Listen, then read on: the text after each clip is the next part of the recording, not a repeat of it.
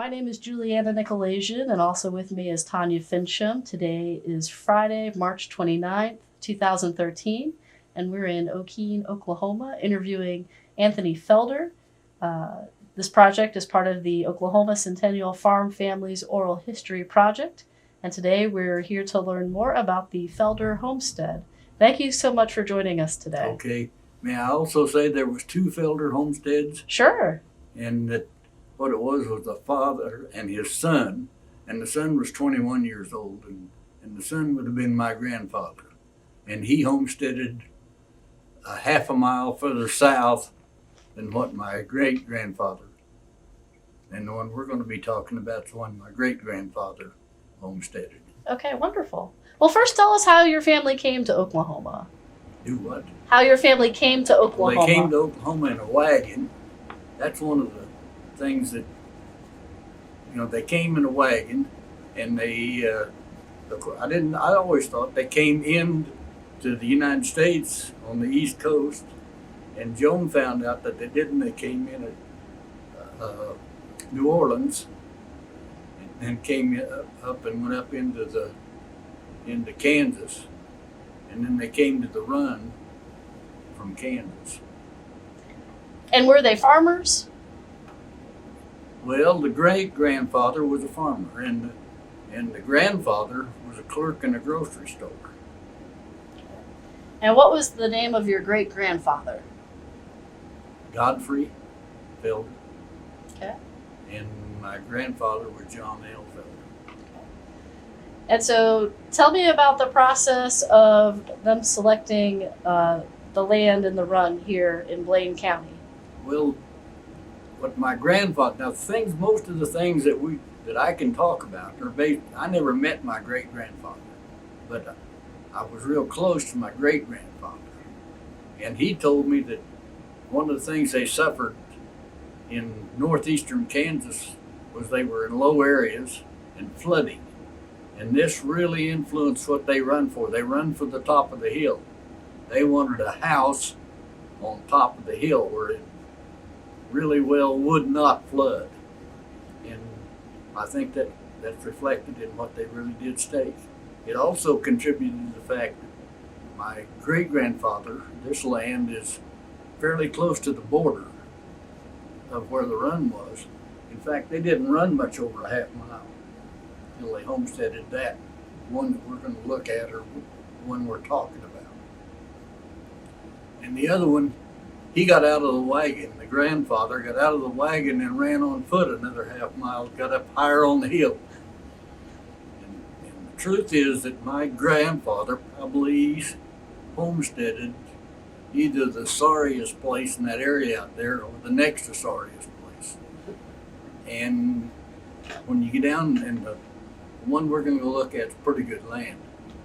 The funny thing is that the great-grandfather actually wound up losing this land, and my grandfather bought it out, and my grandfather accumulated quite a bit of land around there. How did he end up losing his land? All right, here we go. This has got to be a story because we already said I never met him, but my grandfather said that he spent more time. A Ouija board told them that there was gold on this place, and they spent a lot of their time, rather than farming, looking for that gold, and they never found it. So when we go out there, you might want to kick around with it because it's still out there if it was out there. Well, back in the early days, were they farming the land? Well, they had to farm 40 acres within, 5 years was it, that they had to prove it up? So they had to farm 5 acres. So, yeah, they were, not only did they farm their land, but they actually took in another family, the great-grandfather, and there was a second house or farmstead on this land. And then as it progressed along, they lost enough money to where they needed money so bad that they sold 40 acres of this farm off to a neighbor, Mike Ziegler, who owned the quarter on each side, which allowed him to kind of connect his two pieces of land. That land later my grandfather bought back and added it back to the place. Any idea of the early crops? Well, from what my grandfather told me, wheat had to be, red turkey wheat had to be their main crop. And my grandfather said that turnips was probably their staple, probably the thing they ate the most, and used because it grew out on that shallow red soil.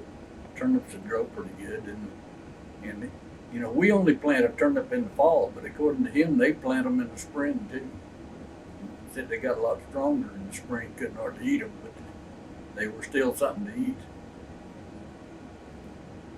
And my great grandfather, the first thing they did was build a house, and the first thing my grandfather built was a dugout. And he would go back the first 3 years he was here. My grandfather, he would go back to Kansas and clerk in that store during the winter, come back here and farm. And the school, which I went to school at, was actually held in his dugout. He wasn't in it anyway during the winter, so the teacher would live there and teach there until they built the school. How big was that dugout? Not very big. I don't know how if they had very many people there, I don't know how they got them in it. Well, you mentioned the dugout and the house. What were some of the other structures they built up on the property in the early days?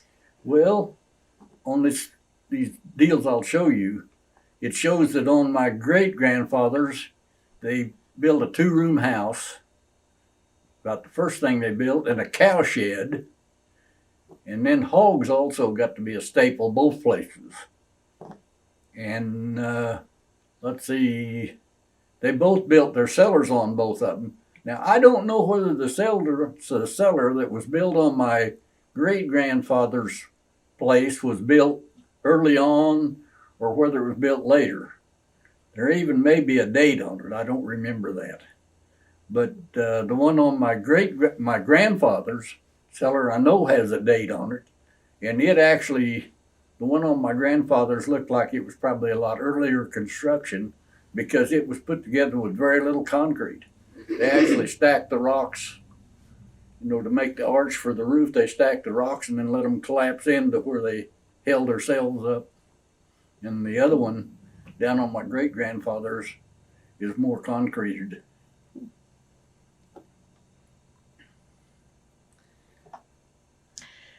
So, tell me how the farm started changing through the years from the time your great-grandfather had it to your grandfather. Did he make any changes on the property? Well, by changes, he probably made very few changes on my great-grandfather's property over his. My grandfather raised a lot of grapes, made wine, and stock. My grandfather was a very strict, law-abiding person. If he owed a tax, he wanted to pay it all, and if he was not going to do anything to violate the law. I'm not going to speak for my great-grandfather on that. Did your great-grandfather have a job outside of the farm? Never that I know of. And my grandfather did. Is it all right if I go both places? My grandfather sold barbed wire fencing all over this area. And they said that, his wife was a monster, about the size of Jane. So she probably weighed 110 pounds or 20 pounds. You're shaking your head no. Weighed less. I don't think she ever weighed. But that's okay. I mean, she was a very small woman. He's correct. But she took care of all the farming while this grandfather was out selling wire, which everything was horse done then. And the delivery of the crop at that time was, from what he told me, the first wheat crops that they started selling and delivering, they delivered to Kingfisher.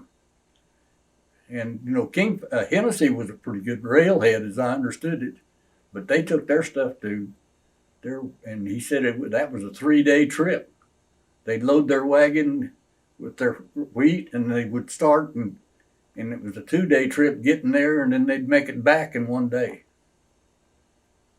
See, Kingfisher's what, 50 miles around? What's the? If I had a calculator, we could figure out how far it would be cutting across, but I don't imagine they cut across the state line either, because they'd have to go to a fording point on the river. What did your great grandmother do? Everything. No, my great grandmother, Mm-hmm. she was a housewife, I assume. And how did she come with him, or did he meet her here? No, the grandfather was a 21-year-old son, so she was with him. Okay. And even in the wagon story, if I may, they told the story, my grandfather told the story of when they got ready to run. Remember, they're only running to my great-grandfather's, they're only going to run a little over a half mile. But on the line, there was a widow with some children, and there's a row of lots, and you can see them on the map, that ran in between the two strips, and they allowed it to be ran for with this. They didn't run when they ran the Cherokee one run. They didn't give those strips away, and they put them in with this other run. And they made an agreement that them was hers. She didn't have to run for them. You know, that nobody else would jump across the line and stake this little row of strips. And that was it become Newman land. And the Newmans also homesteaded some other land right in the area also. Dad, you said your grandma came with your grandpa, but what about your great grandma? That's the one I'm talking about. The She great grandma came. The grandfather didn't come. Okay. They married later. Okay. So tell me your great grandfather's name. I mean your grandfather's name. We know Godfrey. John L. Felder. Okay. So at what point did Godfrey's land come into John's hands? As near as I can tell, probably 30 years later. 25 to 30 years later. Okay. You know, it came by purchase, not by Right. inheritance. And John married. Lena Wap. Okay. And she was also from Kansas, but I don't think she was even from the part of Kansas they were from. The way I remember that, I truthfully don't know how they met. Okay. And how many kids did they have? You're getting into something that I really can't answer. They had 3 living, and I believe they had 3 that passed away early in their. Okay. One is a baby, and one is fairly young, and the other one not too old. Okay. You know, in other words, I think one got to be about 12. One of the 3 that passed away. Go ahead. And then I didn't figure I would be here at this age because the male population of the Felder group passed. My grandfather was an exception to the rule. He lived to be in his 80s, 70s at least. But other than that, my father died not too long in his 50s. Mm-hmm. And he had 2 brothers. The 2 living brothers both passed, one older and one younger than him, and both passed away before he did. Mm-hmm. Where did your father grow up? On the other homestead? Well, he grew up on the other homestead, and then he was the one that went and lived on the one that we're talking about. Godfrey's. Yeah. Okay. He went and took that was the quarter. They added another house, they took another 2-room building, whether it was a house or not, and stuck it up again, the 2 that were there, and made a 4-bedroom house out of it. And then there was 9 of us See, there was two born in that house. I was born in the north, on the southeast corner of that bedroom in the southeast corner, and so was the sister next to me. So describe that house for me. About as simple as you could get, and about as probably, by today's standards, as obnoxious as it could be, because the two original rooms, they had to be side by side, and when they pushed these other two up again them, there was actually a step of about, not a foot, but almost a foot from one of the houses into the other house. And on top of that, the well water at the house that we lived in and the one my great-grandfather had, the well water wasn't any good. So they had the cistern, which, if you all know about cisterns, is not really a great thing either. And so how many brothers and sisters did you have? Had 4 brothers and 4 sisters. Wow. So there was 9 of us in the family. We were all raised in those 4 rooms. We had a boy's bedroom and a girl's bedroom and mom and dad's bedroom. And then the other room was everything. The kitchen, the dining room. And up until 1940, never been electricity to this place, on the one down on the home place. So there was never running water in the house. There was never a bathroom in the house. My mother would tell you, if you started talking about the good old days, she would straighten you up pretty quick. You know, she'd say, the good old days, buddy, is right now. You know, you don't have to go out in the snow to take a leak or crap, and you don't have to carry water or break water on the ice bucket in the morning. You got her pretty good the way you got her right now. So were you the oldest, the youngest, the middle? I was the oldest, and the ones that are left is the youngest girl is left. There's 4 of us left out of the 9, and 2 girls and 2 boys. I'm the oldest, and the middle girl, the fifth born, is alive, and then the baby boy and the baby girl are still alive. So as the oldest son, you probably had lots of chores and responsibilities. Yeah, I think so. So tell me some of your chores growing up. Well, I don't think mine were any different than the standards. You know, I had to do some of the milking, not all of it, but some of the milking, help feed the cattle. And we always had a garden.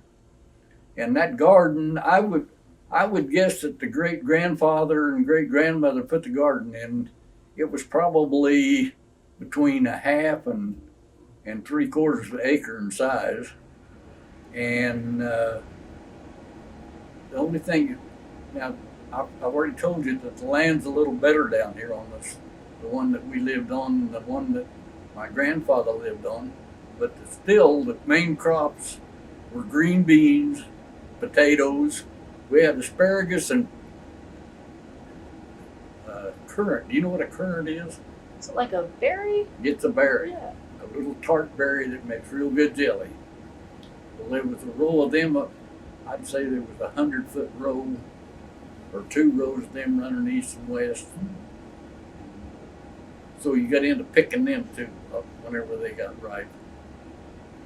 And canning was a big thing. And I want to tell you all something. If you've never ate beef or rabbit or duck or any of that, duck, have you ever tried to eat a duck? You know, we ate duck all the time then, and they were good. Now, whether it was good because you didn't have anything else, did I leave potatoes out of the other? I believe I left potatoes out. Raised quite a few potatoes, and they didn't grow good potatoes, but potatoes is something that you need. And that cellar had, the way the cellar was set up, was shelves at the west end, and then the potato crate, which would probably hold 50 bushel. And the beer deal was on the north side. And it was used for a storm cellar, of course, also. You said the beer? Yes. I think we're German, in case you hadn't guessed. And I don't know of any German family in this area that homebrew was not one of their staples. And I've already told you that my grandfather raised a lot of grapes, and that he made 3 barrel of wine every year and sold it to the local saloons in Okeene. And that was not for their consumption. That was that was part of the income. The beer, that was for local consumption. By the way, if you needed to borrow a beer crock, I've got one of the crocks yet. It used to be when the week before snake hunt, we would brew a batch of home brew here, and so we'd have it for the snake hunt rather than buying beer. And it really didn't have nothing to do with the buying the beer. It had to do with the fact that it was homegrown and a lot of fun. Did they actually can the beef? Yes, that's what I was going to tell you. If you've never ate canned beef, you've never ate beef, because that beef and that broth, we talk about it when we go to coffees. The group that gets together at the table. I'm the next to oldest one there now. I used to be one of the young ones. Now I'm the next to oldest one. Harold Smith's the oldest one. He's almost 4 years older than I am, 89. And we talk about, he was raised on the farm also. All of them basically raised on the farm. And so they all got the same, we got all got the canning experience. We never seen pressure cookers at that time. They were all, I believe they called it coal pack, which was not true. It was well cooked. It was cooked and then put in the jars, and then cooked again with the lids on and sealed. And it would keep in pork, something that you don't see today is pork. We always had pork. We always had pigs around somewhere. Every place. My grandfather raised lots of hogs at some times in there, and my dad raised some pretty good sized bunches of hogs also. And they would get, the neighbors would all get together. One of the things on this get together is they also didn't have any ice. So there wasn't any cooling. So a lot of that got ate pretty fast. And then the rest of it was, you ever hear of Morton's Tender Quick? It was a seasoning salt. I believe it's still on the market today. And that was one of the things they'd use. They'd inject a solution down on the joints in the hams and then pack them in this salt. And they were good eating too. Not as good as that beef, but they were good eating. Did they have a smokehouse? Oh, the smokehouse for both families was on my grandfather's place, and I'm not sure that you still can't see remnants of that. Because the smoking was done the fire was 20 to 30 feet from the smokehouse. And it didn't have a door going into it. Everything went in from the top. And then you picked the roof up and set it off and you set it back on. I've seen some of the smoking. And that was super food. Made super good eating too, and lengthened the time that you could keep it quite a while. The only thing I remember smoking was pork, though. I don't remember any beef being smoked. And did they have chickens? Oh, sure, they had chickens and eggs. You were pretty self-sufficient. Everybody had at least one separator. You know what a separator did? It was not the thrash machine. It was a deal with a clicker and a crank on it that you ran the milk through and separated the cream. And every Saturday night, almost everybody came to town, whatever their town was, and made an evening of it. And they'd bring in the eggs and and the cream they had to sell and anything else they had to sell, chickens. this town had,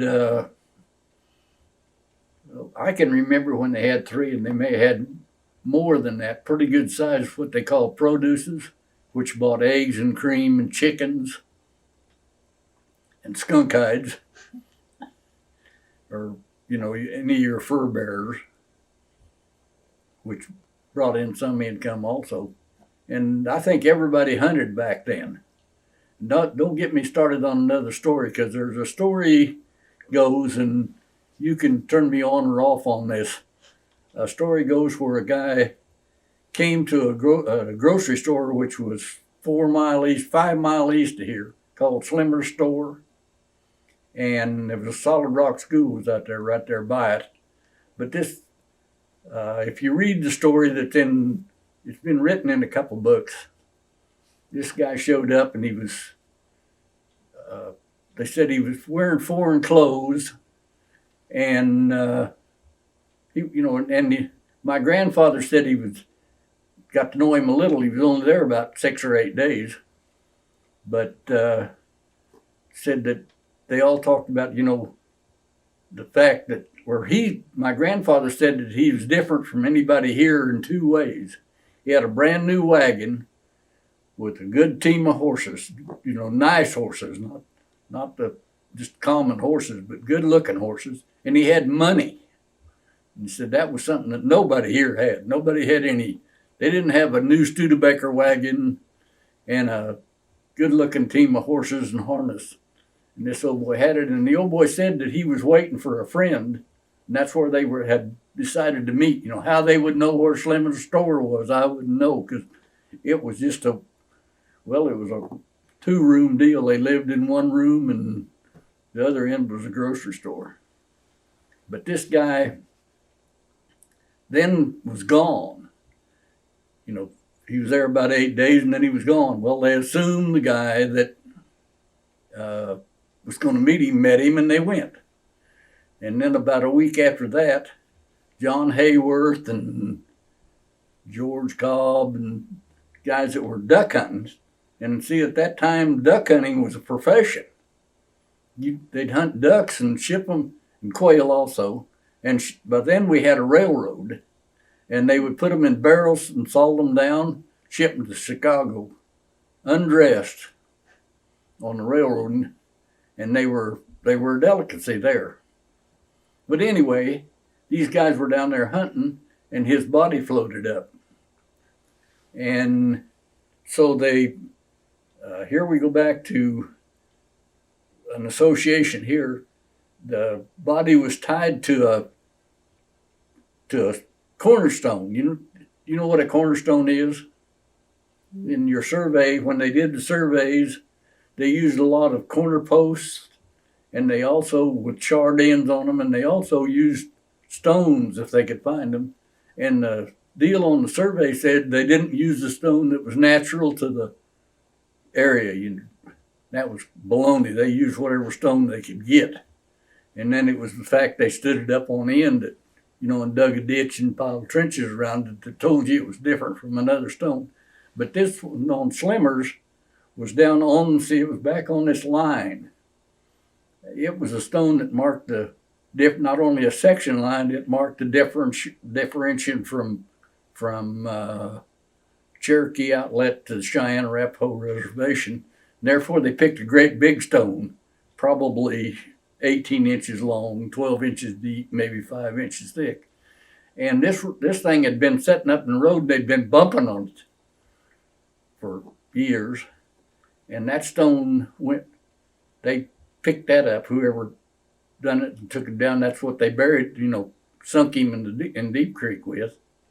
And then they brought him back and brought the body back and buried it at Collins Cemetery, which is in the same section that my grandfather's farm lands.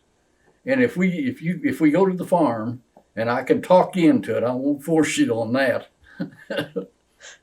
We'll go by. They put him outside the cemetery. It was on a section, where the quarter corners come together, 2 different lands, and Smith gave an acre in there. And so there's a corner here that you can't farm anyway. So they buried him in there. And then later, they added on the cemetery. And that's where I got involved in it, was we went out to do the survey for the cemetery and took the fences out and disc it to where you could see, and here's this imprint of a, there wasn't any question what it was. Norman McClung said, yeah, said, that's where we buried the guy out of Deep Creek. And in that, there was a stone, you remember how they used to make cement blocks to build a building? Well, somebody had taken one of those block making things and made a block and put body found in Deep Creek on it. And that was what marked it. So then my brother and I and Dale Lasher talked about we ought to mark it. You know, this is after we've put it in the cemetery. There's no way you can put this thing in the cemetery. It's buried north-south. And I learned later why it's buried. You know, I didn't learn why it was buried north-south. But, you know, everybody's buried east-west. Did you know that? Well, I thought I knew pretty much about quite a little about religion and all that. And I go to Geary to stake a cemetery down there. And we changed the way they did it. We changed it so they could get a tractor through to dig rather than making a 5-foot alley, which you can't put a tractor in. And so you crunch hell out of tombstones and everything doing it. We made alleys. We'd make one alley. In fact, we made every alley, you know, about 8 feet wide. That way they could run a tractor up and down. You could also run a hearse up and down. And then over in the corners, we got these places, you know, where you really can't, what are you going to do with them? You know, they're little triangle deals because your road comes across them. So I get the idea, well, why not? We can put 5 graves in there real nice. But, you know, you're going to be burying, 2 of them are going to be buried east and west. And they had a lady on the cemetery board, and I had this thing up explaining it. Thought we were about ready to go. And she said, what about these grave sites east and west? These are burial sites east and west. And I said, well, what's wrong with it? She said, where do you go to church? I said, well, Catholic. Why? And she said, well, then you should know that you're buried with your head to the west and you're buried east and west, so that when you rise facing the rising sun. No, I didn't know that, but I didn't act like, I kind of acted like, oh, hell yeah, I knew that. And we did away with those grave sites and kind of just used it to plant shrubs in and made the cemetery look better. Well, we'll get back to the cemetery, but I want to go back to when you were younger on the Godfrey land. When you're younger and you're doing your chores, where were you going to school? I was going to school. Here we go back to my grandfather's place. From his place is, remember, it's another half mile south. It's down section 10. Well, the school land had a corner on the Emmons place, and that's where the school was built. That is from the house that we had would be like 3/4 of a mile from the school. And we walked there, you know, walked back and forth. If we went the way we were supposed to go, which was out our driveway and down the road, it would be a mile. But we would cut across through pastures, and there was a pasture route down there, and we would walk 3/4 of a mile back. And the story goes it was uphill both ways, but I don't think it was. But there were some kids that went to school that were walking like 2 miles. And what was it called? Do you remember? Independence, District Number 1. And how many grades did you go to school there 8. for? Wow. How many were in your graduating class? Probably 3. Yeah, 3. And would you pack your lunch or would they cook it for you? Oh, you packed your K-Row bucket just like everybody else did. You had 2 sandwiches, generally peanut butter and jelly, and an apple. And then later, you know, my last 4 years, they went to where they cooked a kettle of beans every day. So you had a a hot kettle of beans on the stove that was in there. Helped warm the schoolhouse. Indoor plumbing? No, there wasn't any indoor plumbing. There was boys and girls in a coal house. Well, when you got home from school, You had your work cut out for you. so what was waiting for you back at the farm? You knew you had to get in the cows and you had to milk them and take care of them. And that was basically, during the winter, the main thing that you had to do, and about all you had to do. Would you do homework by lamp?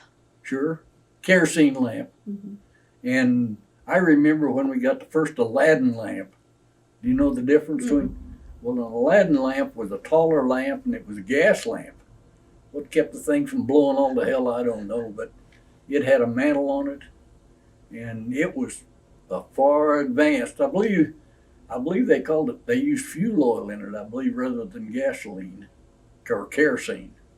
See, kerosene was what you used in the regular lamps. Like we've still got a couple of old lamps around here that we use during storms and when electricity's out. That Aladdin lamp put out a lot of light.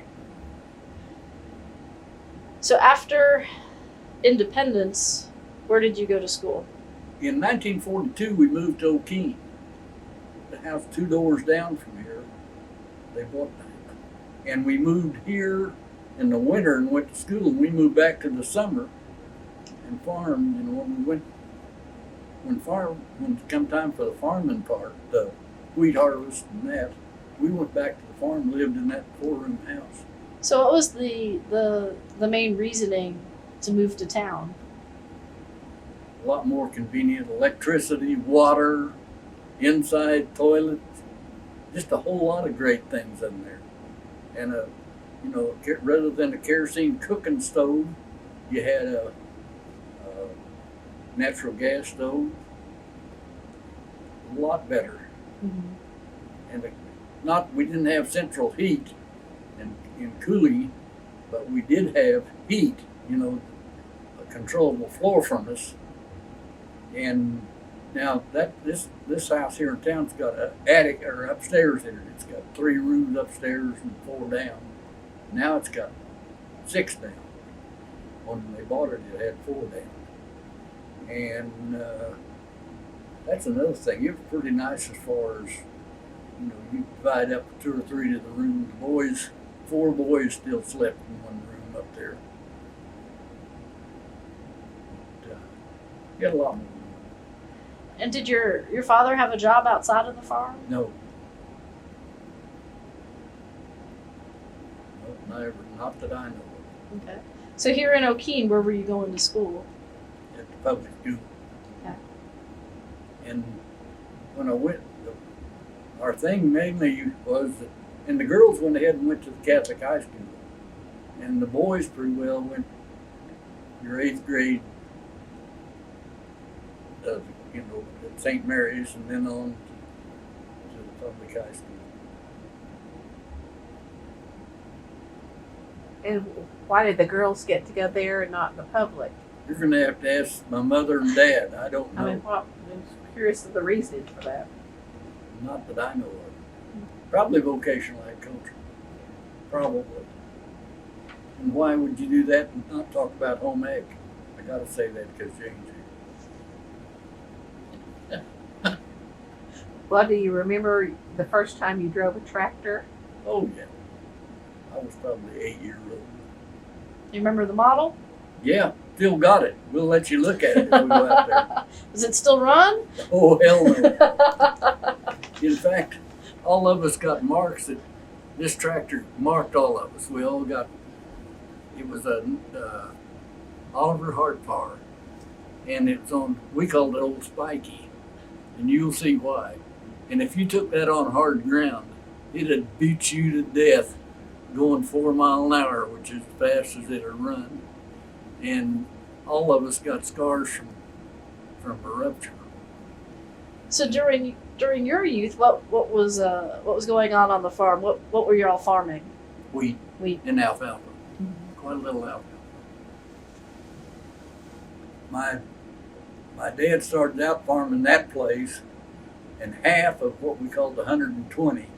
So he was farming that, and then the grandfather bought some more land, and they wound up farming them 120 and the home place, and then he bought the flat place, which is hooked up by a weird driveway system back out to the road. Their driveway, not only not only us use the driveway, they used our driveway coming, part way, and then our driveway swung and went to the north into that house, and the other one went on to the quarter mile and into the flat property.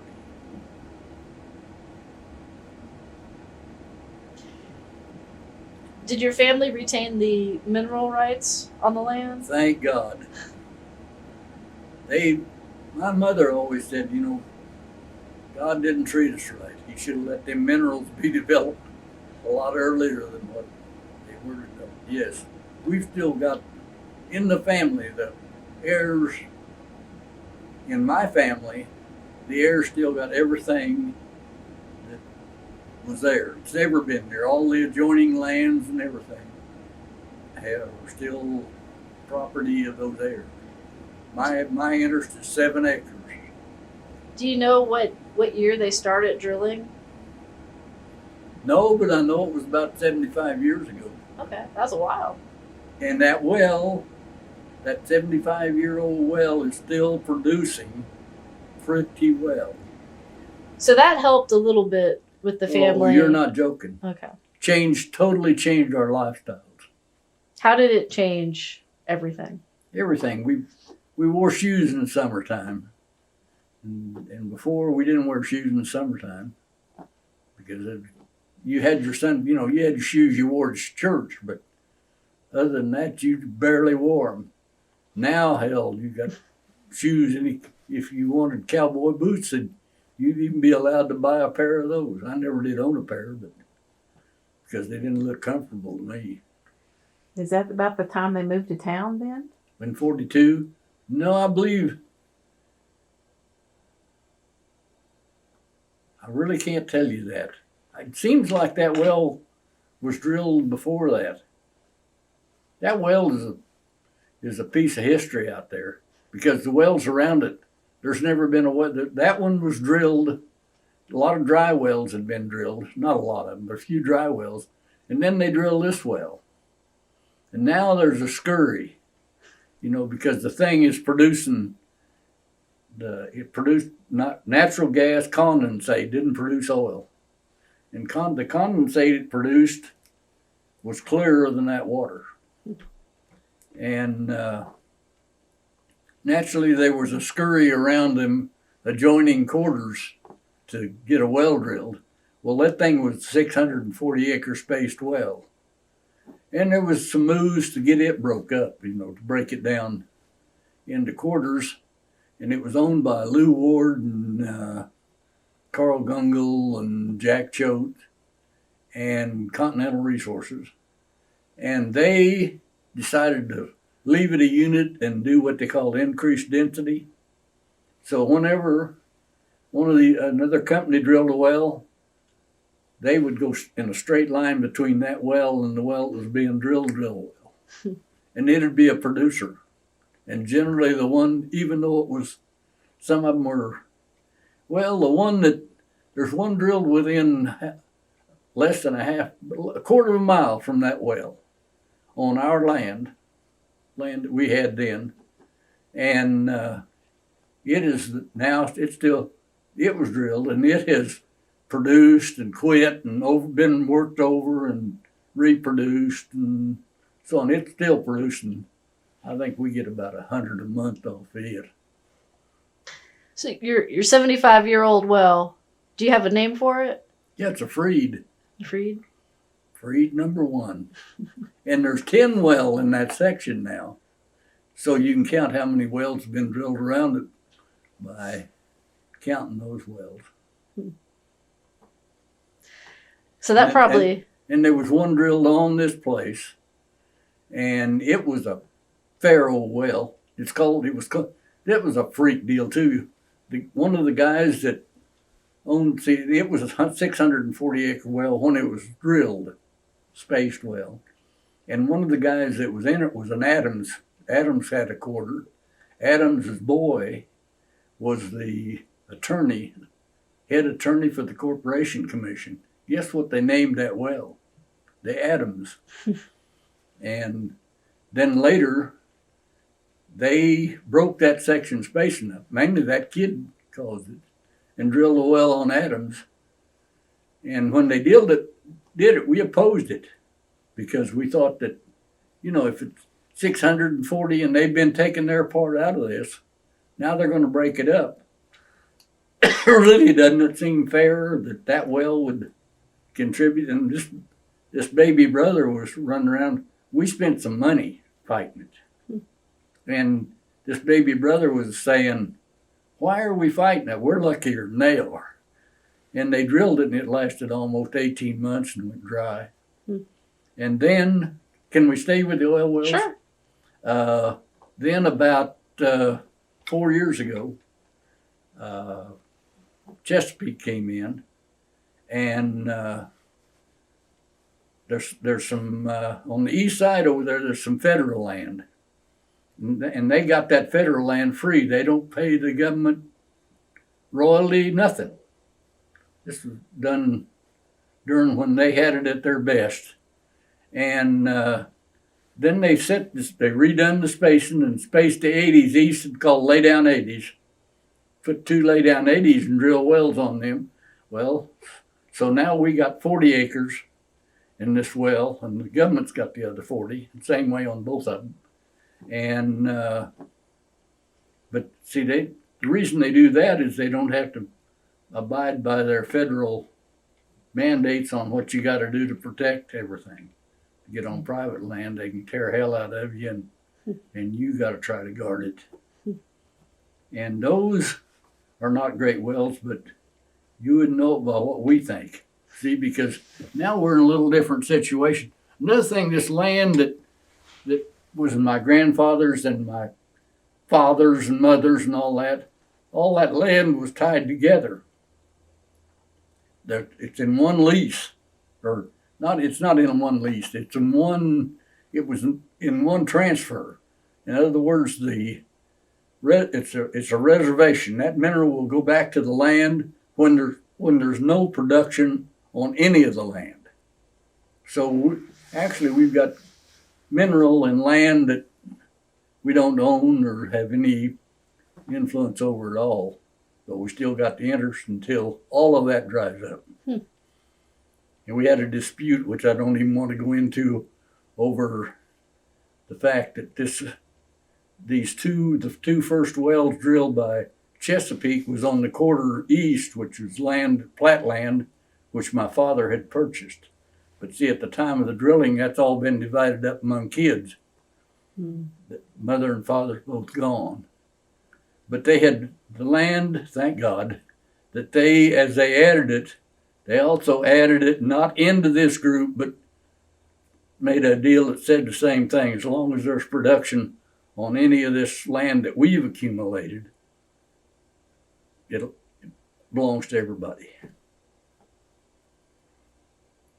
So now they've drilled a third well, and it's probably the best of the 3. Makes record keeping pretty interesting, doesn't it?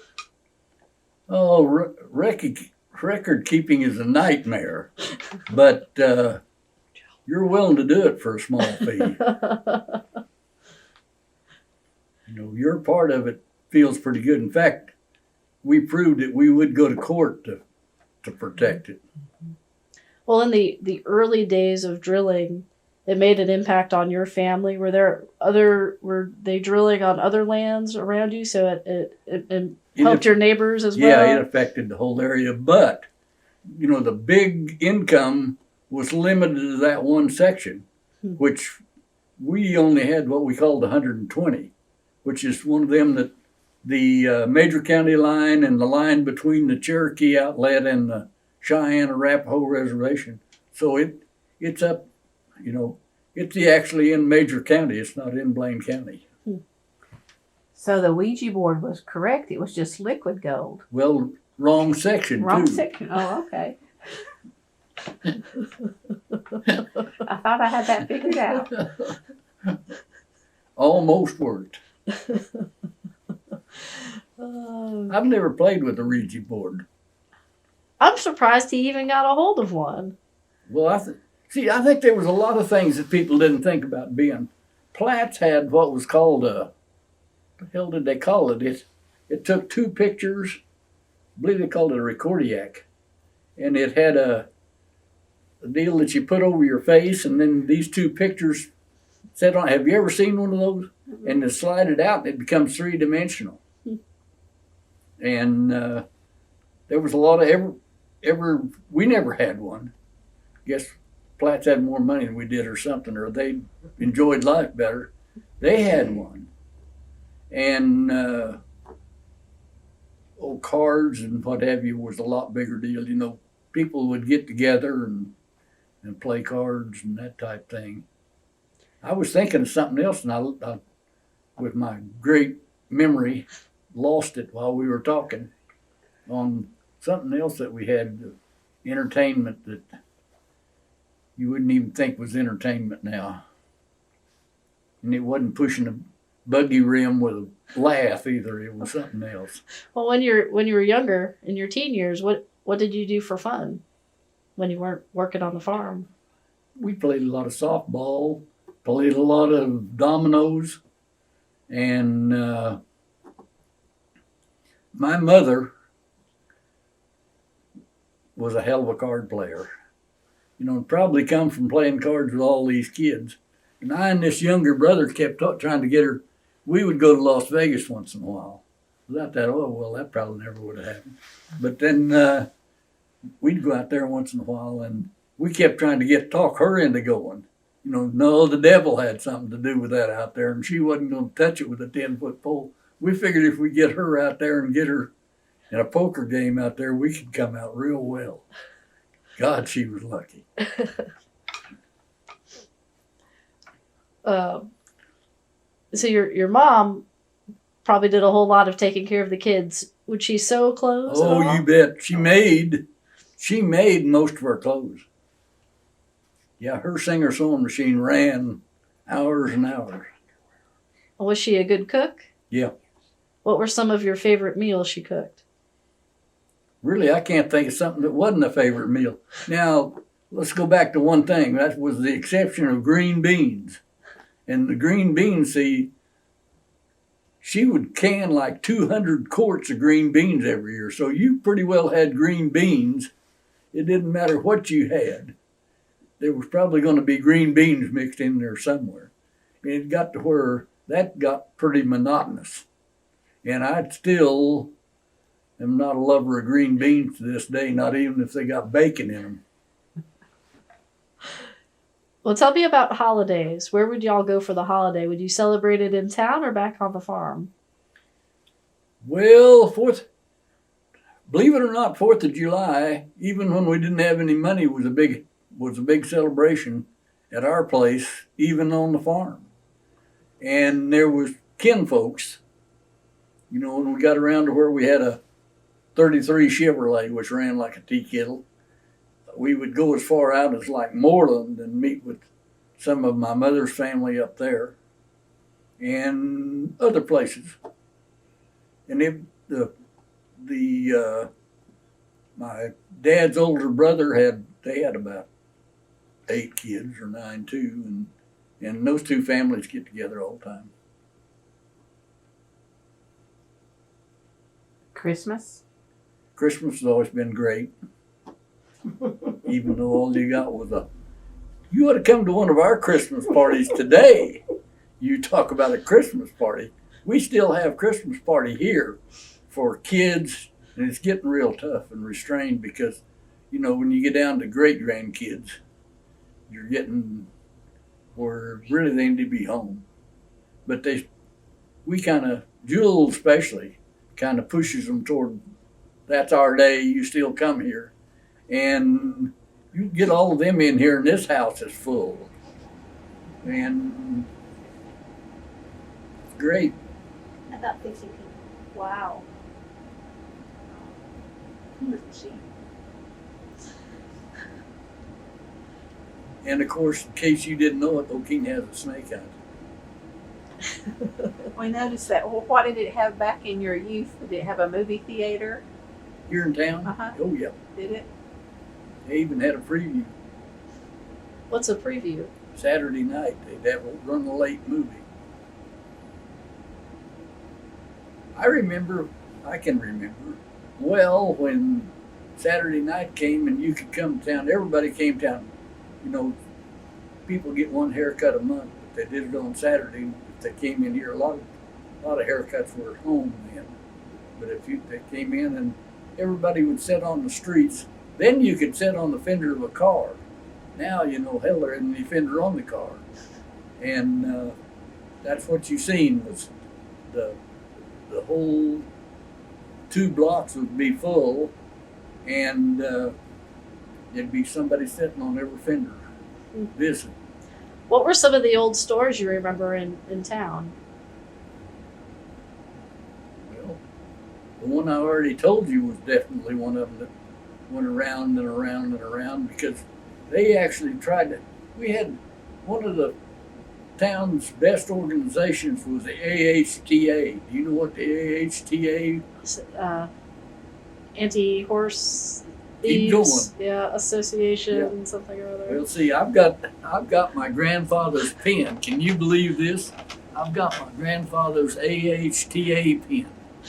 That I'm going to tell you a story that didn't go around a whole lot, but it was a hell of a story. Our robbers was Black and Jaeger. Now, if you get going to Hennessy area, it's still Black and Jaeger. You go Canton, Hitchcock, and if you got time, I'll tell you a couple of those stories. But this house, there was a lapse in between the time that my dad and his bride moved out on that farm, and my great-grandfather went off of there. And in that time, the other family that lived on there was a guy named Caldwell Smith family. They moved on, and that their house became a granary. And a guy named John McGee moved in, which was a one-legged Irishman. And this guy was a friend of Black and Jaeger's. They'd stay all night with him out on that farm. That didn't mean grandfather had any use for Black and Jaeger. But, you know, it was one of the things that they knew went on. And at one time, Black and Jaeger robbed a saloon in Okeene and went northeast. Well, a posse forms in Okeene following them. And as they go out through the country, they gather people. You know, when that posse's moving, they pick up anybody. So my grandfather joined this deal, and they got in the river bottom down there on what land that we later owned, because we bought it at the farm on Newman land, and they got fire, so they figured they caught up with Black and Jaeger. They had a shootout, and they wound up killing 2 guys. And what they found out later, the guys they killed were 2 Mexicans that were down there with some horses, and they thought that, you know, this was a bunch of guys coming in to steal their horses. That's when they were defending their horses, and these guys thought they were after Black and Jaeger, wound up killing them. And the 2 guns that came out of that, their rifles were little short rifles about this long. One of them's in a pawn shop in Enid now, and they were lever action. The lever moved the cylinder around to shoot, and they gave those to the guy who owned the land and buried the 2 Mexicans. Starting with the fact that Black and Jaeger robbed the beer joint in Hitchcock, and one of the guys in it was a guy named Ben Redding. And while they were robbing it, he wasn't too interested in apprehending them. He didn't have nothing. But when it was over, he went to some of his relations, got a gun, and went with the posse. They get out, they chase them west to Hitchcock. and to the edge of the hills. And when they get to the edge of the hills, Black and Yeager had stopped running when they got to the top of the hill and were shooting back at the posse. And the people in the posse, Ben Redden told me this story, said that, we knew how far we could go. And we knew they weren't shooting at us. In other words, they didn't want to kill nobody. But they were shooting close enough that you knew that they could have hit you if they wanted to hit you. So they stayed there till about dark, and then they decided, hey, we got to go home. So they posse packs up and goes back to Hitchcock. Well, Ben Redden's home's not Hitchcock. Ben Redden's home is 3 miles east of Hitchcock and 2 miles south. And so he gets a few more beers and then he heads home. And on the way home, he said he could feel hear and feel horses gaining on him. And said that he speeded up a little, but they caught up with him and said the first thing they said was, how are you? Where was you this afternoon? He said, you've been to Hitchcock and did a little drinking. They said, well, yeah, but weren't you in that posse that followed us out west? No, he wasn't, but said, yeah, we know you. We know you were. And, you shouldn't have done that because we're going to kill you. And said they kept right on riding. And said they visited with him, and all along they're telling him, we're going to let you get close enough to home to where they'll find your body easy, but we're going to kill you. And said, he said, I begged and prayed that I got a family, I got 2 or 3 kids, and said, get home and you can see his wife in the house. And they said, well, you go in and give her a kiss and then we'll shoot you. And said he went in and real tearfully told his wife what was going to happen, and said what happened there, they just rode off. So he really wasn't too mad at Black and Yeager, but he would tell you that he was damn well scared and knew that he was going to die. Interesting. Well, going back to the farm, at what point did it come into your hands? When this is going to get a little fairly complicated. My father passed away. We all went to my mother. And at that point, not long after she got it, she gave all of the kids half of what they were going to get. They had a joint will telling, what everybody got. And basically everybody got a quarter. And the ones that didn't get a quarter got something else. Like this brother and sister, the living brother and sister got a 80 apiece. And then she got a 60 and he got a 40. And then he got the house. They lived in here in town. And see, my great grandmother moved into the house and they owned the house across the street. Well, the folks bought that.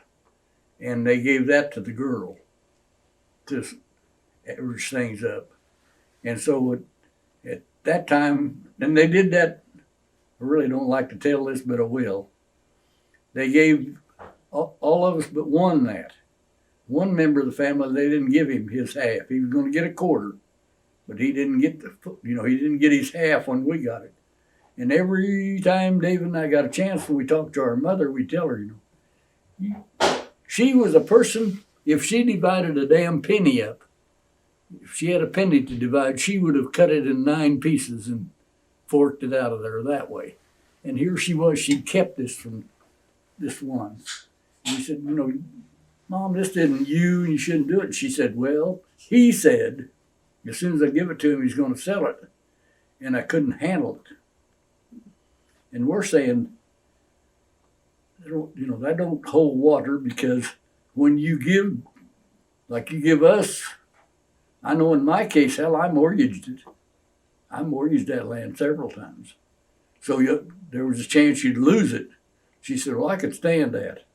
Well, what'd be the difference if you sold it or you mortgaged it? None, as far as I'm concerned. But anyway, finally, 5 or 6 years down the road, she did give him his half. And then when she passed away, and the rest of it came. And she'd always, when she'd keep, like we got the half that had the pasture land on it, you know, and she done that with everybody. Just, in other words, the main income she kept, and she damn well kept the minerals. Mm-hmm. And then later, you know, when we got the minerals, that was greater yet. So is it all back in your name now, all 160 or whatever? No, it's in the four oldest girls' name now, 40 at a time. And then we acquired 240 beside that. And this won't sound fair to you, but to me, I thought I was cheating the other end. The youngest girl, Barb, and Tony got, each got half. The river runs through this 120. And a lot more hunting value, and there was cattle value too, grass value. But, you know, in my opinion, we divided up monetarily at the time what it would, and so each girl got 40 acres, and then each one of them got 120 acres. That don't sound fair, but that's the way it went. And later the boy sold his, and he got more for that 120 than I thought the 120 and the 106, you know, than I thought the whole mess would have brought. Because it was hellacious hunting. And that's what it sold. It sold as hunting land. So what's going on the property today? The story on the property today is it's divided into 40-acre strips, running north-south because that's the best way they could get access, with a road easement that isn't even, you know, isn't visible, but so that if something was to happen, that they'd have equal kind of an access deal in there. And it's all farmed as one unit, and basically she manages it. Now, if you told the oldest girl that, she'd tell you that's not true, but it is true. And so how did you meet your wife? I have no idea. Well, it used to be a bunch of boys from Okeene went to Hennessy. And out of that came 5 marriages, didn't it? And we were one of them. And how many children do you have? See, now I'm really putting you on the I spot. have 6. And how many grandchildren? You're going to have to ask her. 11 grandchildren and 19 great-grandchildren. Wow. So looking into the future, what do you hope happens in the next 100 years to this property? Truthfully, and I'm being honest, I have no hopes. You know, yeah, I kind of hope they Stays keep in the it. family. I kind of hope it does, but I'm realist enough to know that things happen that you have people ask you, what would you do different if you lived your life? If you could live life over, what would you do different? Haven't you? Seeing it? Well, my answer to that is I think I'd do the same thing that I've done before, because you probably did it on a set of circumstances. And you set those circumstances back up and you'd probably make the same decision. Mm-hmm. Well, let's back up a little bit too. How important was religion to your generation and your grandmothers and great-grandfathers? Probably very important. You went to church on Sundays? Or He's Catholic, I'm Methodist. So maybe it's not so important. Now, the reason I asked what would you normally do on a Sunday afternoon? Well, normally, my grandfather talked about this. That was a hell of a trip from out there, 7 miles of town to church in a buggy. And he told me that a lot of times they'd meet a neighbor and never get to church. Meet a neighbor and sit there and visit. Maybe they didn't go to the same church. So times have not changed as much as we think they have in a lot of cases. after high school, what did you go on to do? I went directly from there into Soil Conservation Service.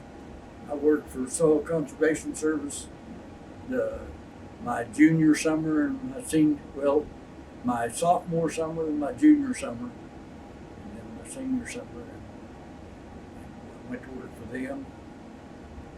And came out of that with as a registered land surveyor, and retired when I was 55. See, and I've had people say, and I'd only worked 32 years, 10 months, and 14 days. And I had a lot of people say, you must not have liked your job. And no, I didn't like it. I loved it. But I always said that as soon as I can retire, I will retire and go on and chase this other rabbit and let somebody else have that job. And I don't think it was a mistake. So what were you doing after you retired? Surveying and farming. And farming. Okay. Yeah, I farmed. At one time we run 100 head of cattle and farmed 400 acres of wheat and birds. Now that was after I served about a 3-year deal at Finchum, Oklahoma with Soil Conservation Service, and then got back here. All the time in there, when I was in high school, I farmed land for 1/4 of what was called the grandma place. I farmed 160 acres. When I say I was close to my grandfather, I feel like I'm not exaggerating, because I was in high school. First he rented me an 80, and then later he rented me the whole 1/4. And where are your family? Where are they buried? Mostly right out here in St. Anthony Catholic Cemetery.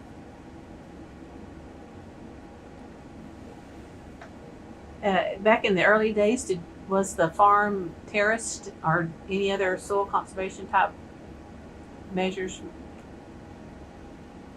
How could you work for them and not put enough pressure on your people to get it there? Yeah, when we go through these maps, you'll see a pond and terraces on the drawing of the place. Well, before we take a break here and look at your maps, is there anything else you'd like to share about your family farm that we haven't talked about today?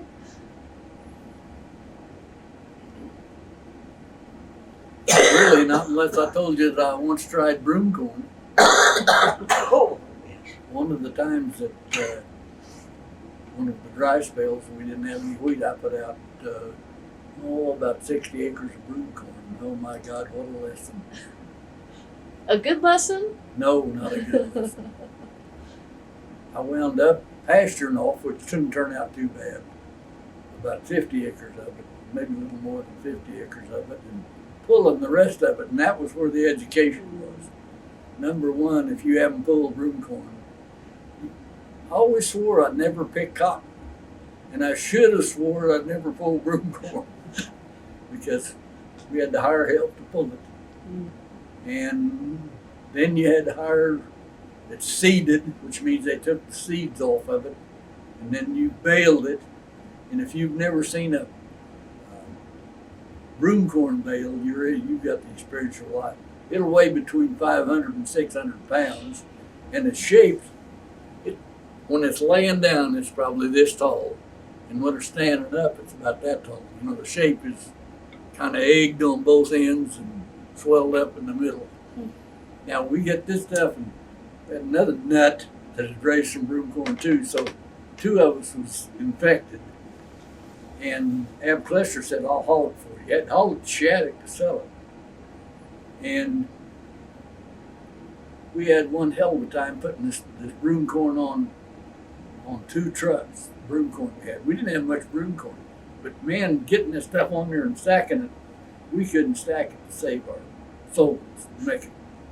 I'll bet we had half of the rope bar and Okeene tied that crap on, hauled out there. We get out there, they unload it on the dock, run out there with a forklift and stack it 7 bales high, and pick it up with a forklift and take it in and put it in the warehouse.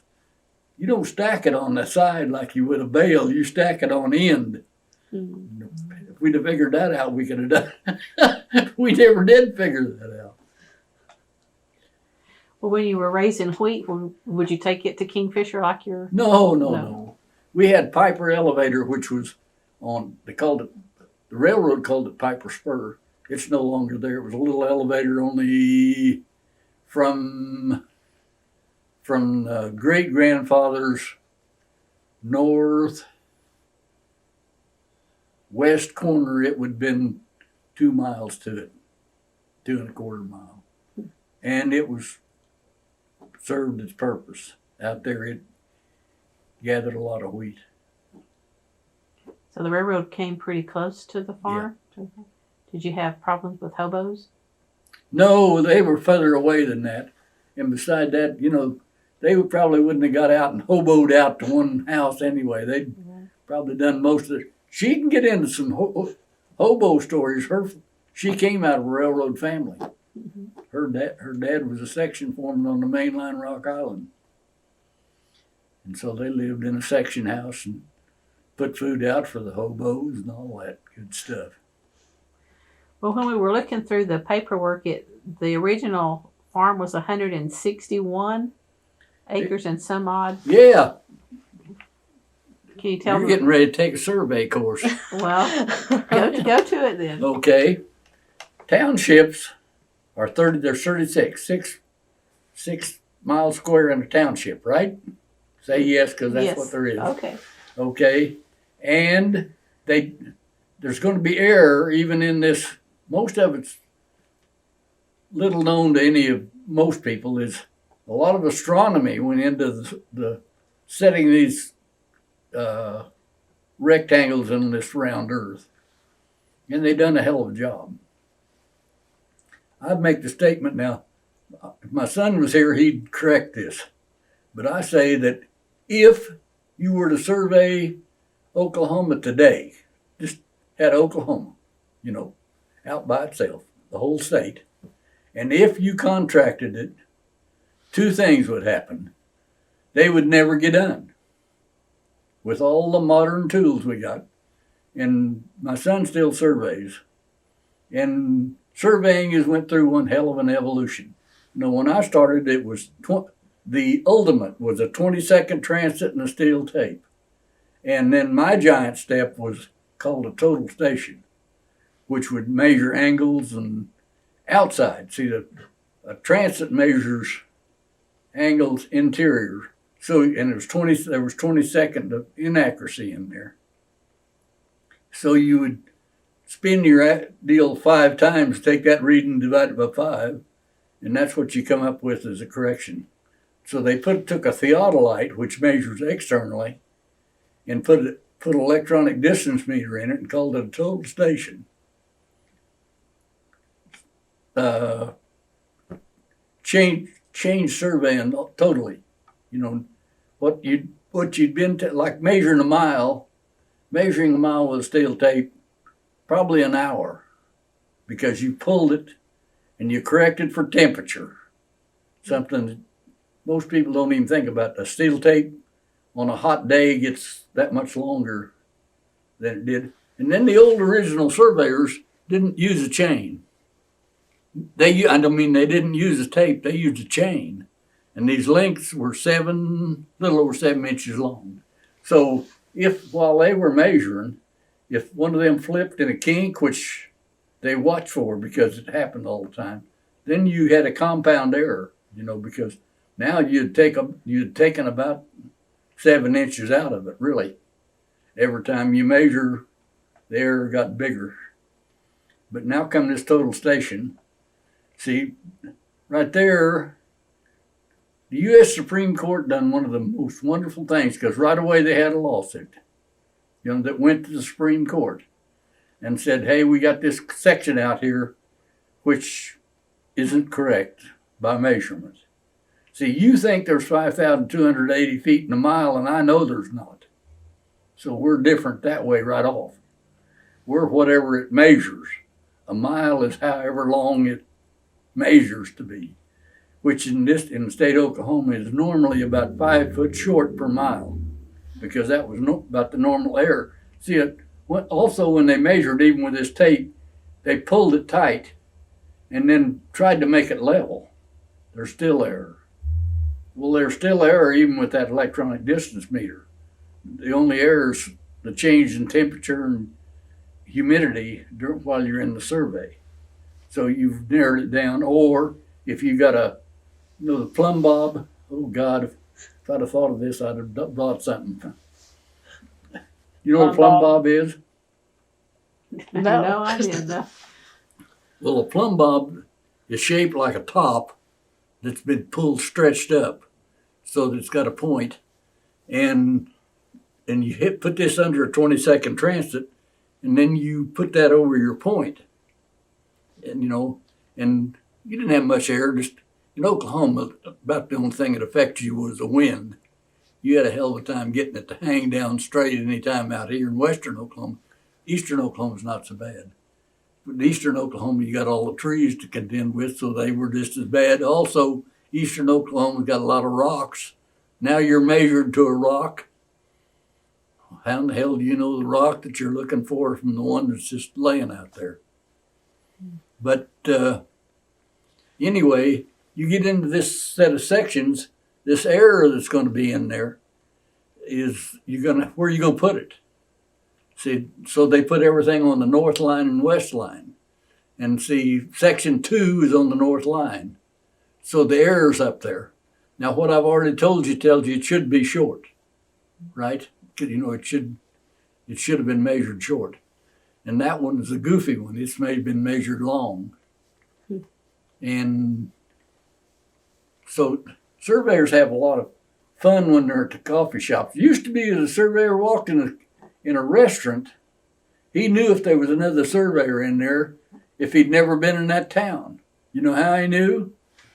There was a plumb bob hanging out of the guy's hip pocket. He had it. He was using it to pull his tape with. He was using it on his instrument. He's using it for everything. Now, and the new ones are even worse than this. The ones that Tony's got have got optical plummets on them. So you look in a hole, and it prism turns it down, and so you can look down there and get it. Wind don't affect it and all that. And the new ones, you know what they got? They got the same thing that a laser sight's got. So hell, you set the thing on there and look down, there's a red dot on the ground. You just push it over on top of your point. Now, let me tell you a story that goes along with this survey. I'm going to tell you about it. I had a gal working for me at one time. Hell of an employee. Best employee I ever had.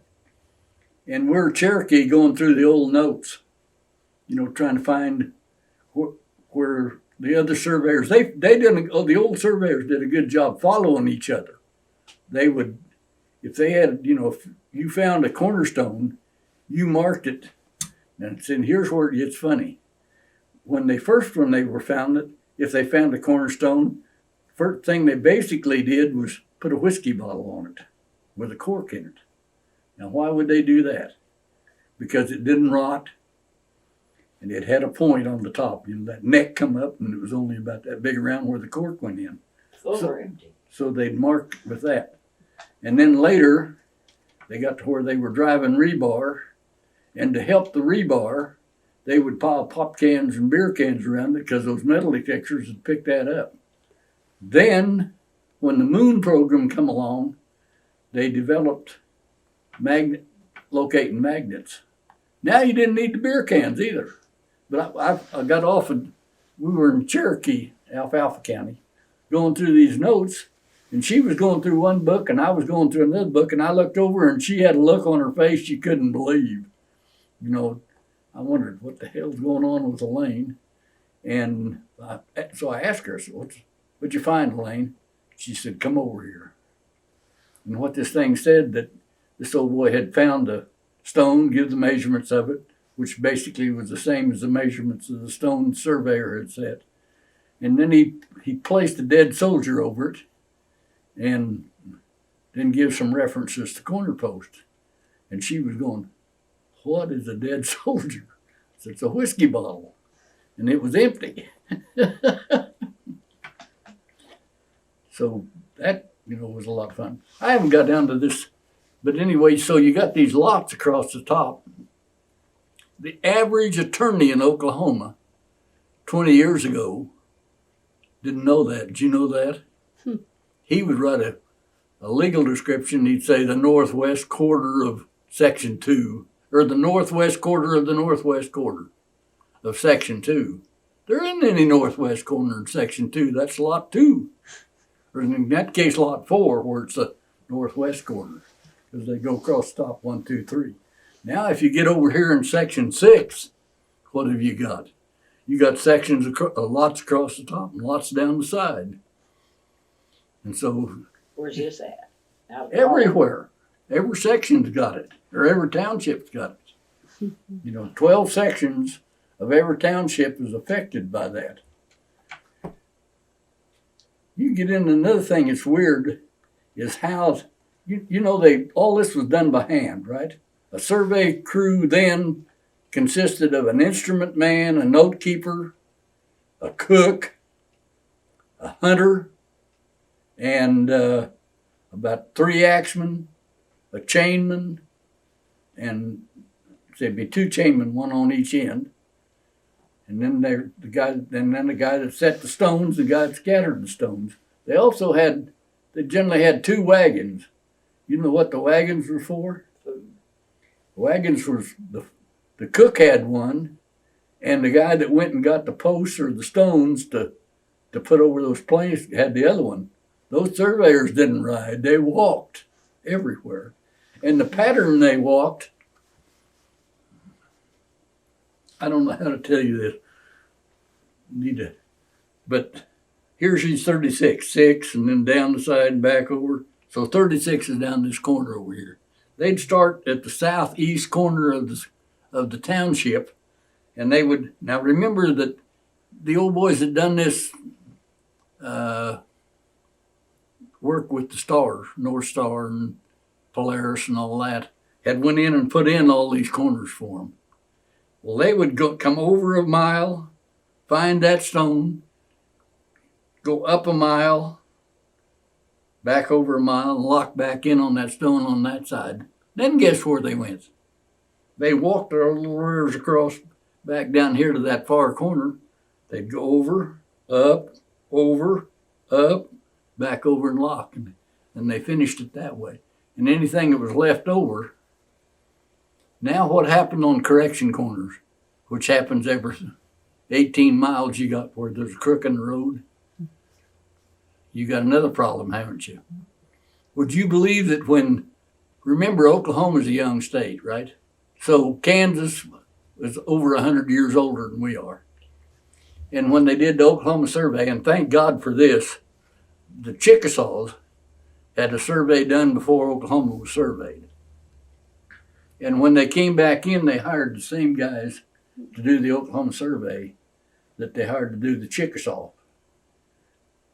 Greatest thing that ever happened, because now they hooked together. They went down and took their old survey and just spread out of there. If you ever get a chance to go to what they call the original point in Oklahoma, go to it. You're not going to see anything, but you're just going to feel a lot better the rest of your life. Where is it at? It's at Davis, Oklahoma. It's on a hilltop down there.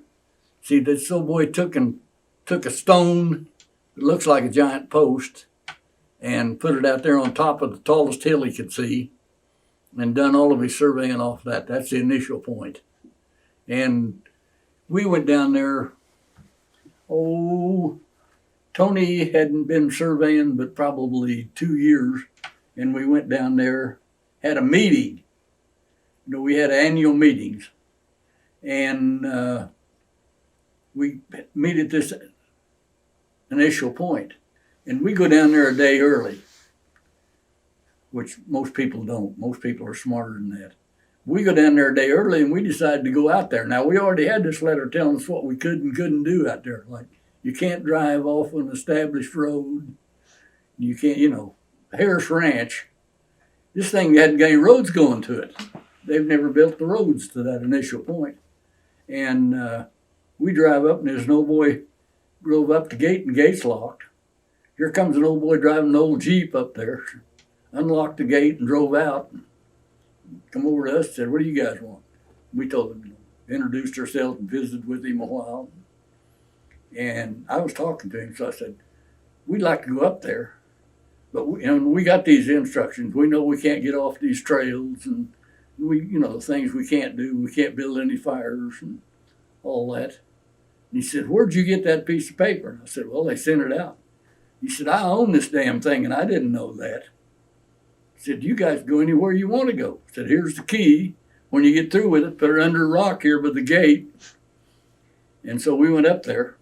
In fact, he went with us and showed us where it was at, because it probably took us 3 hours to have found it, because it had a fence going to it from the north and a fence going to it going east, but it didn't have the other two fences going to it. So it took us a while to find it. He went up to super old boy.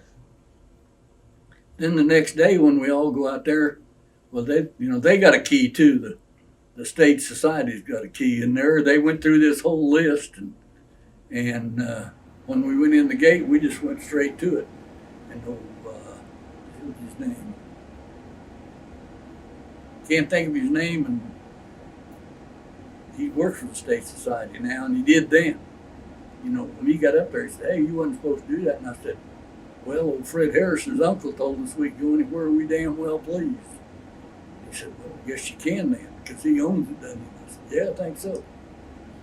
See, Fred Harris, our state senator, was an Indian. You knew that probably.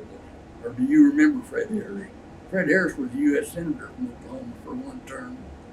And his wife's a full blood, and he was 3/4. And they owned Harris Ranch. But just being out there, you get some real good feelings. And I'm wasting a lot of your time. You're fine. Well, I guess surveying has seen lots of changes in technology over time too. Well, you're not joking. There's been. Don't tell me you don't. You hate change as bad as I do. Everybody hates change, Once something's gone on for 2 years, it ought to go on forever. But it don't. And when I started surveying, it was 20-second transit and steel tape and a magnetic compass, which isn't worth a damn for nothing. Make sure you got 5 pairs of shoes. You don't go through. Well, also, can you imagine what happens to you if you walked over one of these electric fences, dragging a steel tape? You got your attention real quick. Mm-hmm. And there was a lot of other problems with it. I can tell you, David Knowles is a professor at the University at Rollo, Missouri School of Mines, and we had him. He's a good seminar presenter, because he's been there. He's been out in the field, and he was telling us he got some. Right after he got his professorship, he had a student, and he was using these students to help him survey, and said he had a graduate student, and they went out and measured a mile with a distance meter. And this kid was, the student was running the distance meter. And he said, asked him on the two-way radio, "Well, how'd we do?" And the old kid said, "We got gross error." And he said, all the way down, driving back down there, I was thinking, hell, this is a pretty standard looking deal. I can't imagine gross error. Got down there, he had 5 foot of error. He said, "Here I am, the student's got gross error, and I'm happy as a damn Lord, because that's real standard. That 5 foot's all over the standard." Well, do you have anything else you'd like to add before we take a look at some of these maps? No, let's go look at the maps or go eat, either one. All right. Well, thank you for your time today. Well, y'all are welcome.